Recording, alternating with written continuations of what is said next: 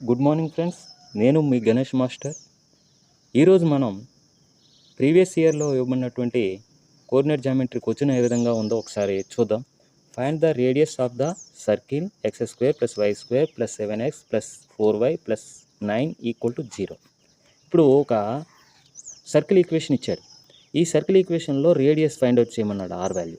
Circle equation ఏమి ఇచ్చాడు? x² + y² + 7x + 4y + 9 = 0 అని ఇచ్చాడు. అయితే మనకి ఇక్కడ ఫార్ములా రేడియస్ ఫార్ములా ఏంటి? √g² + f² - c.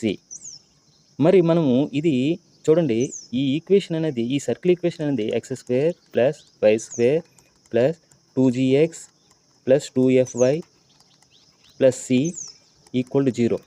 ఇందులో కంపేర్ చేసినట్టయితే c వాల్యూ ఎంత ఉంది? 9 ఉంది. c = 9. మరి 2gx అంటే 7xకి ఈక్వల్, అంటే 2gx = 7x. x క్యాన్సిల్ చేస్తే ఈ x కోషియంట్స్ అనేది 2g అనేది g = ఏముంది? 7/2. ఓకేనా? అంటే g వాల్యూ 7/2. మరి ఈ y కోషియంట్స్ చూడండి, 2f = ఏమైంది? 4. f = ఏమవుతుంది? 2 అవుతుంది. అంటే ఈ ఫార్ములాలో మనము g వాల్యూ 7/2 హోల్ స్క్వేర్ అంటే 49/4 ప్లస్ f² అంటే 2 2 జా 4 -9.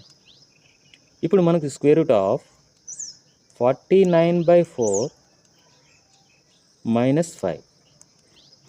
ఈ 4లోంచి 9 పోతే 5. ఇప్పుడు మనకి ఏమవుతుంది? కింద 1 ఉన్నట్టు ఎల్సిఎం ఏమవుతుంది? √4 అవుతుంది. ఇది 49 -4 5 జా 20. దట్ ఈక్వల్ టు √29/√4 అంటే 2. Option B is right answer. Okay.